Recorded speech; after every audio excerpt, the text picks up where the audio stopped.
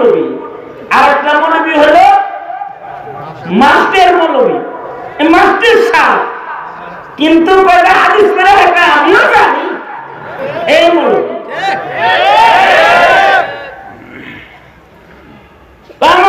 এক হুজুর বলছে মাস্টার মৌলবী সাহেব, সে বলছে যে রাগ করে তালাক দিলে তালাক হয় না। আমি দেখলাম এর কোরআন হাদিস কি করবো, হে যেরকম হ্যাঁ লাগে কথা হেরো। আমি বললাম তাহলে কি তালাক এমনি যায়, আই লাভ ইউ এক তালাক, আই লাভ ইউ দুই তালাক, তুমি আমার কলজা কলজা তিন তালাক, তুমি আমার জানের জান ভাই তালাক, এরকম কেউ দেয়? ভালোবাসা তালাক নিয়ে তালাক দেয় তো রাগ করে।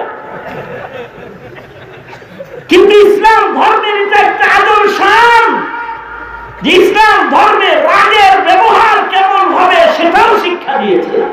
সুবহানাল্লাহ বলেন, জোরে করে বলেন সুবহানাল্লাহ। রাগ উঠলেই তুই রাগ করবি, আইলা গেলে রাগ করবি তা না, সিস্টেম মতো রাগ কর। তাহলে রাগ কইলেই তো তালাক দেয়। কিন্তু যেহেতু স্বামী স্ত্রীর বন্ধন মুহাব্বতের বন্ধন,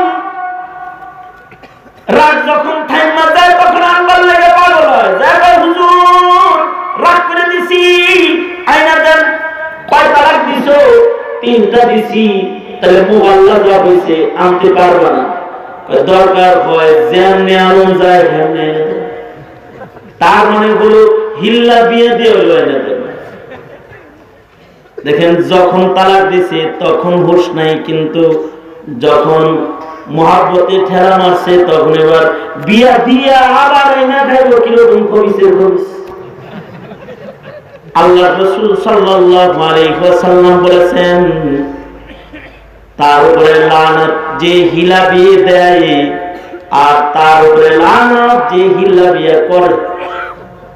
দুনো স্বামীর উপরে লানত, যে নিজের বিবিরে রাগ করে তালাক দিয়ে হিল্লা বিয়ে দেয়, আর যে আরেকজনের বউ অল্প সময়ের বিয়ে করে হালাল করে দেয়, এই উভয়ের উপরে আল্লাহ পাকের লানত। এজন্য লানতের তখতার নিচে যেন যাওয়া না লাগে। বিয়ে করা ঠিক আছে, কিন্তু তালাক মুখে উচ্চারণ করবা না, ভালো হয়ে যাও মিয়া, কিছু হইলেই তালাক।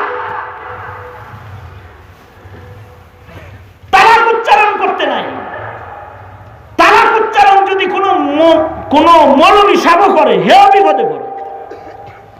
ইমামে আজম আবু হানিফা রাহমাতুল্লাহ এর যুগে এক মৌলবী সাহেব, আলেম মানুষ, কিন্তু তার সেটা বিবিরে বলে ফেলেছে, তুমি যদি ফজরের আগে কথা না কও তাহলে তুমি তালাক। মানে মাসালা মতোই চাপটা দিছে, বুঝছিস না? কারণ বিবি হইল ইলেকশন পার্টি, এটা যখন রাগ করে 3 দিনের আগে রাগ থামে না। হে একদিকে জামাই একদিকে, 3 দিন বিরক্তিকর না? এর ভিতরে এই 3 দিনে বাচ্চারা কিছু থাকে বাপের দিকে, কিছু থাকে মায়ের দিকে, ঘরের ভিতরে 2 দল। এই নিয়ে যখন বাড়িতে যায় দেখছে যে এই ইলেকশনে দাঁড়াইছে, তো ইলেকশন থামানোর জন্য বলছে ঢং ঢং করবা না, ফজরের আগে কথা না বলে কিন্তু তালাক।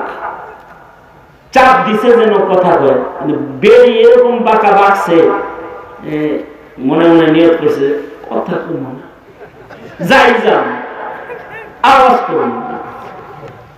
গাড়ি বক্সা রেডি করে বাপের বাড়ি চলে যাবে। ফজর পর্যন্ত অপেক্ষা করতে থাকে, স্বামী তো ফজরের আগ পর্যন্ত তো স্বামী সব রেডি করছে। এই হুজুর খালি ঘড়ি দেখে আর রাত কাটায়, ঘুম নাই। রাত 1টা বাজে গেছে, এখন দেখা যাচ্ছে বউ যাই বোকা তো দৌড়ে গেছে ইমামে আজম আবু হানিফা রাহমাতুল্লাহ আলাইহি।